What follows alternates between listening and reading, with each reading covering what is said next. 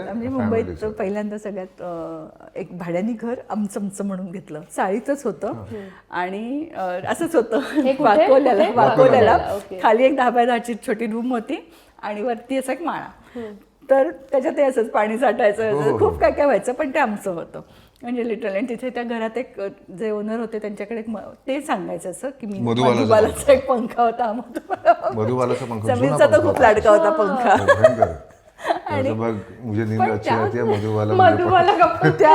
त्या आमच्या घरात इतकी लोक येऊन राहून गेली आहेत. ऋषिकेश जोशी, आपले तुमचा ह्याची मृणाल देशपांडेची बहीण आले. आणि त्या दिवशी तर त्या दोघी खाली झोपल्या होत्या, आम्ही दोघं माळ्यावर. नंतर मी एकदा असं पायाला आम केलं तर खाली कोणतरी होतं पायाशी. मी उठले, मृणाल इथे खाली पाणी गाद्या तरंगतात म्हणे. म्हणजे पावसाळ्यात ही गोष्ट, पावसाळ्यात कितीतरी लोक त्या घरी त्या पत्र्याची घर. माझ्याकडे दोन दिवस नथुरामच्या रिहर्सल्स आमच्या त्या घरात झाल्या होत्या. म्हणजे साधारण समीरच्या डोक्याच्या इथे पत्रा होता, तेवढी हाईट वर. सगळ्यात मागे पुढे गेलं तुम्हाला वाकून जायला लागायचं. तो म्हणजे आम्ही दूध बी आणायचोच नाही, कारण फ्रीज बीज नव्हतं आमच्याकडे, त्यामुळे ते नासून जाणार. त्यामुळे आम्ही कटिंग चहा आणायचो दोघं. म्हटलं 50 पैसे मी बघितला सुरुवातीला, मग कोणी येणार असेल तर 3 भेजना आधी खूप मजेदार होतं. नळ नव्हता घरात, तो बाहेर होता. म्हणजे आमच्या तिथे त्या चाळीत अशी चर्चा चालायची की समीर चांगली भांडी घासतो, कापड काही होतं ते सगळं.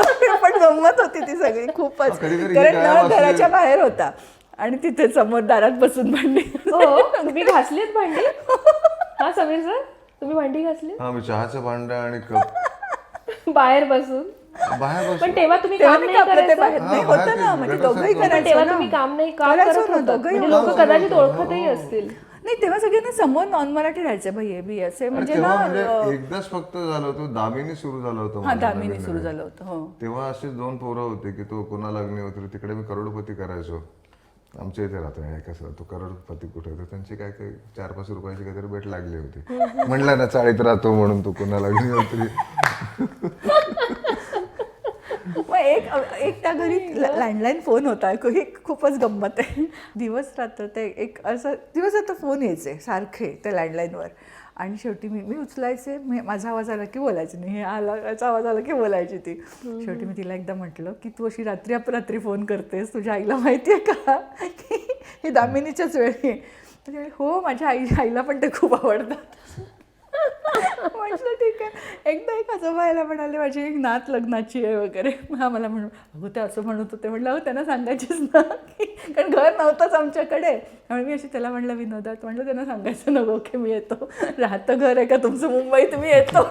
असे फोन घरी यायचे का? घरी फोन यायचे आणि तुम्ही घ्यायचं ते. पण मला घर आणि बायको असं दोघेही तुम्हाला एकत्र प्रेम.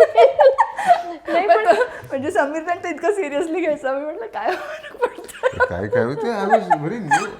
म्हणजे तुम्हाला की ते लाजवळपणा म्हणता येईल की ते ऑफकोर्स एका पॉईंट ऑफ टाइमला, कारण मला माझे मशीन्स आणि तो क्लायंट फक्त टेक्निकलच होतं. कलात्मक खूप बोलायला लागलं की मला किती MM नट लावायचा आहे असं फक्त विचारणं व्हायचं. नटचा साईज असतो 10 MM लावायचा का 12 MM लावायचा आहे, त्याच्या पुढे आमचं काही नसायचं. M12 is better, so I think so it will give good strength. इथे आल्यानंतर खूप असं वेगवेगळे की अचानक कोणती तरी पोरगीवर मिठीच का मारेल, म्हणजे कॉन्शियसनेस होता, तो सगळंच होतं. की कारण लहान असताना आमच्या घरामध्ये नाटक बघण्याचे असं हे नव्हतं. घरामध्ये आजोबांमुळे हार्मोनियम असं थोडं संगीत होतं, पण क्लासिकल असं नव्हतं. पण वाद्यांविषयी खूप मला प्रत्येक वाढदिवसाला माझा मामा एक वाद्य आणून देतो अजूनही. म्हणजे आता कमी झालं आहे, पण आता मोठी मोठी वाद्य जसं घुमट जे आहे ते, अरे थांब तुला अजून एक घुमट आणून देतो. व्हायोलिन आहे माझ्याकडे, ते जपून ठेवलं होतं त्याने माझ्यासाठी. असं काही काही प्रत्येक वाद्य असं तो आणून एक्सप्लोअर खूप करणं झालं वाद्यांचं. पण मी कट्यार बघितलं होतं मी 7वीत असताना. आमच्या काकांना काहीतरी पासेस कंपनीचे मिळाले होते आणि बघायला मला काही कळलं नव्हतं. काय छान आहे, छान गात आहेत, किती वेळ गात आहेत. पण नंतर पिरियड ऑफ टाईम ते इतकं रुजलं की अरे वा, तेव्हा अरे आपल्याला कळत नव्हतं ते. पण जेव्हा कळायला लागलं तेव्हा खरं नाटकात आल्यानंतरच मी खूप नाटकं बघितली. आता पूर्वी काही फॅसिनेशन नव्हतं अबाउट दिस फील्ड किंवा त्या अँगलनी कधी बघणं झालं नव्हतं या फील्डकडे. किंवा आम्ही म्युझिकशी खूप कनेक्टेड होतो. त्या एजमध्ये जे तुमच्या सराउंडिंग असतात ते म्युझिक तुम्हाला तुमच्या कानावर पडतं आणि तुम्हाला ते आवडायला लागतं. आणि तुमचं घराणं पण कारवारी. कारवार माझी आई कारवार. हो, त्याला असं खूप guns and roses, me Metallica या टाईपचं basically त्याला खूप rock वालाच आवडायचं. आहे. म्हणजे आम्ही किती वेगवेगळं हे होतं आमच्या, की मी असं रफी ऐकायचे, लता ऐकायचे किंवा नाट्यसंगीत खूप ऐकायचो. कारण आजोबांबरोबर नाटकं बघायला जायचो, संगीत नाटकं, सवाई गंधर्वला जायचे. असं सगळं खूप होतं आमच्या घरात. आजोबा हार्मोनियम आणि पेटी वाजवायचे, हार्मोनियम वाजवायचे, व्हायोलिन वाजवायचे, म्हणजे शेवटच्या दिवसापर्यंत रोज वाजवायचे. ते सतत कानावर पडायचं. म्हणजे जर रजा नाही मिळाली तर माझा बाबा आणि काका नोकरी सोडतील पण सवाई गंधर्व चुकवणार नाही असं होतं. कारण काका मुंबईला होता, तो मुंबईहून यायचा. इतकं हे होतं घरात. आमचे ते माझे टोटल वेगळं की बीजे मेडिकलला रॉक शो असेल त्यामुळे सगळं गेलोच. असं दोन एकदम band वेगळे होता. होते. म्हणजे आम्ही एका सगळं वेळी ते होतं. गाडीतनं जाताना कोणाचा टाईप मी ऐकायचा असं असं टाईप होतं. असं की माझं टिपिकल असायचं की खूप ट्रॅव्हल करायचो. म्हणजे गाण्यावरनं भांडण असं नाही, दोन्ही आवडायचं असं. पण तिलाही नंतर डॉन विलियम्स आवडायचं की कधी लॉंग चाललंय की डॉन विलियम्स हे छान आहे, खूप फॅमिली व्हॅल्यूज आहेत. किंवा डायर स्ट्रेट्स खूप ऐकायचो. ते एक्सचेंज झालं म्हणता येईल. बाबांचा माझा मित्र आहे राम रामदासी. तो असं मल्टी होता, टॅलेंटेड माणूस. तर त्यांनी एकदा मला अशा अचानकच 100 रेकॉर्ड्स आणून दिले. म्हटलं समीरा ऐक, इंटरेस्टिंग आहे. सगळं क्लासिकल होतं. हरिप्रसाद चौरसिया होते, जसराज होते. मी आपलं जॅक्सन लावायचो किंवा गन्स अँड रोझेस चालू असायचं, मधून कधी टेप कधी LP. म्हटलं रामेने दिले, तर घेऊन जाण्याचे 15 दिवस आली. मी म्हटलं बघू तर. आणि ते कुठेतरी एक मजा यायला लागली त्यामध्ये की अरे आपण एवढं सिरियसली रेडिओवर ऐकायचो पण एवढं सिरियस नसायचं की रेकॉर्ड लावून तू ऐकतोयस की टेप लावून ऐकतोय. आणि ते 15 दिवस मी सलग ते ऐकलं. घरचे म्हणाले, म्हटलं नाही छान वाटतं, रामाने मस्त दिलं आहे. आणि आला ना राम 6 महिन्यानंतर दे रेकॉर्ड. म्हटलं अरे आत्ता सुरू झालं आहे. म्हणाल नाही तुला 6 महिने दिले होते. म्हटलं अरे छान आहे. म्हटलं थांब, मी एकाला प्रॉमिस केलं. पण नंतर मग CDs आल्या आणि त्या ह्याच्यामधनं पण व्हेरिड संगीत ऐकलं गेलं, कळत ना कळत असं म्हणता येईल. आणि सूर पण छान जमतात. म्हणजे अगदी न शिकलेल्या माणसालाही गाणं ते उत्तम बोलून ती सरस्वती कथक करायची. ती महाराजींकडे, बिरजू महाराजांच्या वर्कशॉप्सना जायची. म्हणजे सतत ते ऐकून ना, म्हणजे एकदा तर समीरने विनोद केला होता की माझी धाकटी मुलगी तिचं बघून नाचत राहायची. आणि एक महाराजींचा तराणा सतत, म्हणजे ती सतत 10-1 मिनिटाचा होता, सतत असं रिपीट मोडवर लावल्यावर की करायची.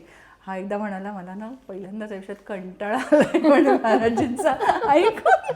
इतका म्हणतो.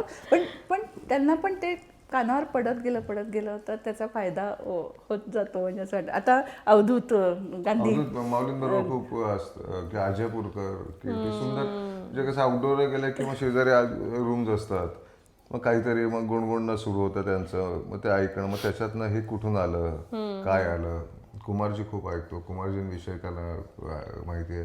माऊलींना तर ते त्यांचं आजो घरच आहे आळंदी माऊलींचं. तर मग त्यांच्याकडनं कित्येक अभंग म्हणता येईल, डोहे त्यांचे म्हणजे पारंपरिक चाली ज्या आता त्यांनी बऱ्याच या फिल्ममध्ये आत्ताच्या वापरल्या. हो. विक्रम काकांची मिमिक्री करू शकता तुम्ही. आता आठवण काढलीत म्हणून, कारण माझ्याही खास जवळचे होते ते.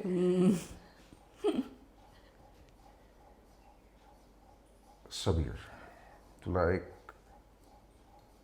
महत्वाची गोष्ट सांगणार आहे,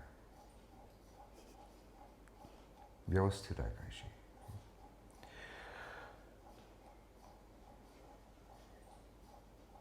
...1975 76 असेल.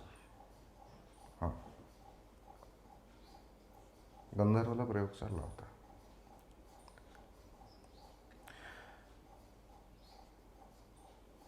तुझ्यासारखाच एक होतकरू नट माझ्याकडे आला. मी म्हटलं नोकरी आहे, कशाला सोडायची ती. नोकरी करून अभिनय करावा व्यावसायिक. पण व्यावसायिक अभिनय करण्यासाठी नोकरी करून ते करता येत नाही. नीट विचार करायचा आणि नंतर या क्षेत्रात यायचं.